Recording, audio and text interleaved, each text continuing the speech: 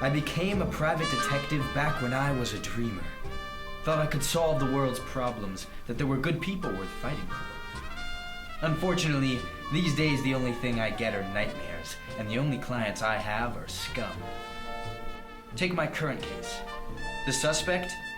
Lydia Cornella, a dame as beautiful as she was guilty. She had been found covered in her husband's blood, but the police hadn't found enough evidence to put her away. She said she was out shopping when it all happened, and had a friend as an alibi. The officers at the scene seemed satisfied, but I think it was more with the curve of her neck than her explanation. As for me, I'd seen too many beautiful women with rap sheets to swallow that Lydia wasn't involved.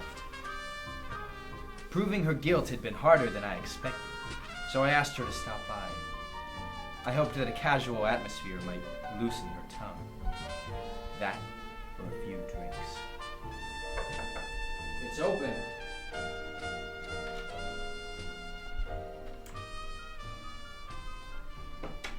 Good evening, Detective Langley. Did you have a productive day? Define productive. I was just wondering if you had any leads on my husband's killer. It seemed on the phone like you had something urgent to talk to me about. Not quite. I was hoping you might have some more information for me. Maybe something you couldn't tell the cops. Sorry to disappoint you, Detective, but I don't know anything more than you do. I guess my broken heart is making it hard to remember exactly what happened that day. Well, in my experience, I've found that there's only one way to piece together something that's broken. Scotch.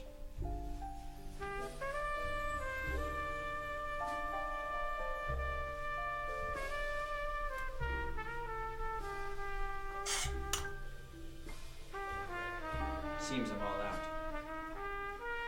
How about a drink instead? All right. Need? Always.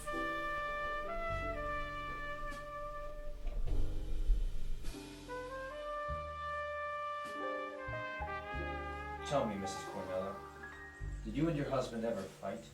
Of course. All couples do. About what? Many things, I suppose. Can you get more specific? As paradoxical as that can be for a broad like her. I didn't come here to be questioned. Especially by a joker PI. I'm just trying to get down to the facts. You never know what's relevant. My husband worked late most nights and I was lonely. The last few arguments were about his hours at the office. And that's it? Nothing else you were angry with besides the late nights? Like the secretary that he was probably spending them underneath. What exactly are you implying? You think that my husband was having an affair? I never said that. What? Yes, you did. I heard your comment about him having sex with his secretary. You must have misheard. That or the booze was doing its job a little too well. I think it's the second. How are you doing that without moving your mouth? As a detective, I'm used to thinking on my feet. The perfect lie came out instantly. I'm studying to be a ventriloquist. I literally heard all of that. Interesting. So, what leads do you have on my husband's murder? You've already asked me that question, Mrs. Cornella.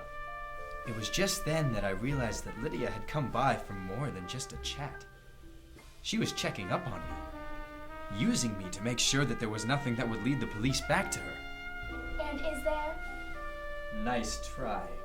It would take more than that to make me admit that she was my prime suspect. Shut up! Detective! How could you think I would do such a thing? I loved my husband.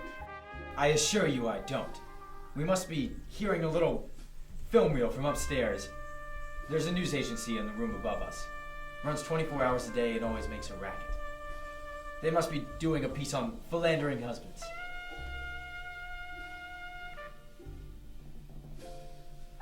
I suppose so. She had bought it. For fuck's sake! I guess I hadn't lost my touch after all. So you've been spending time investigating me when the real killer is out there? You are despicable.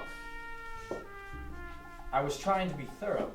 I had to examine every option. It just so happens that right now, you're the only option there is. Have you considered that maybe it was a suicide? That maybe my husband, and I can't believe I would consider such an option, was having an affair and felt so guilty about it he took his own life?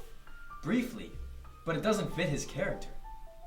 From what I gathered from his coworkers, he was happy and on his way to a promotion.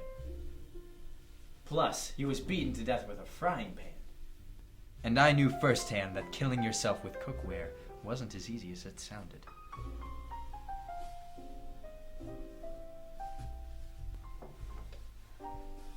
Beaten to death. I didn't know. All I saw was his body on the floor. I ran to help him, but it was too late. I'm sorry. I didn't mean to make you upset. Would you like another drink? I really shouldn't.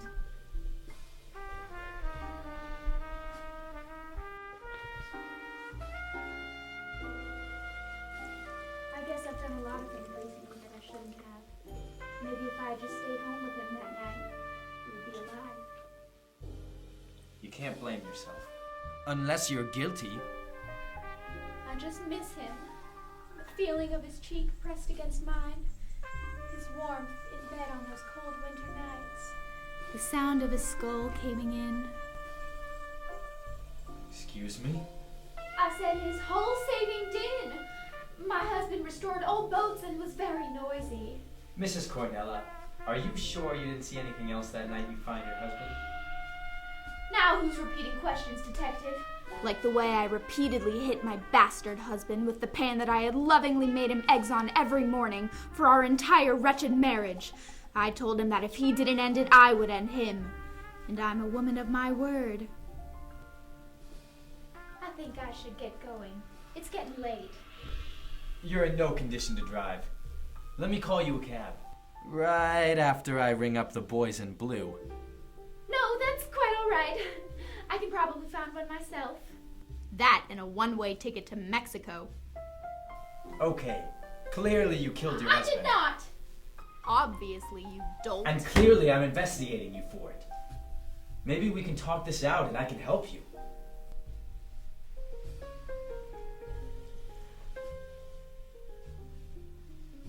We just have to be completely honest with each other, which shouldn't be too hard. Unlike me when I'm in that German clothing store downtown. What is it about a female mannequin in laterhood that makes my heart race? All right, I'll admit it. I killed him, but he deserved it. My husband had been cheating on me for years, but that night, something just snapped. I know what I did was wrong, but damn it, I don't regret it. What you did was murder, Lydia. What I did was an act of passion.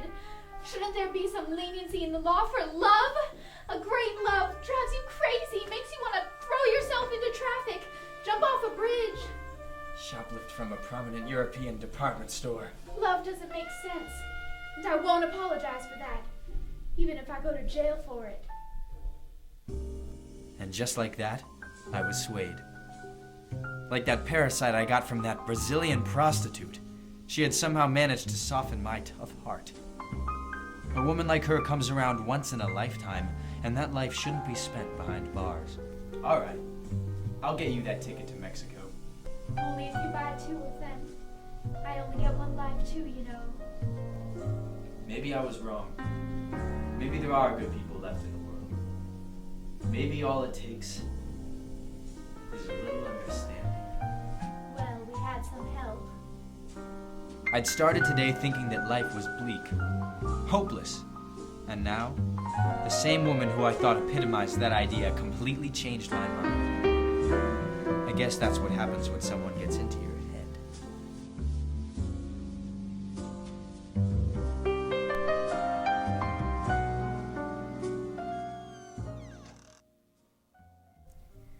God, I hope murder is easier the second time.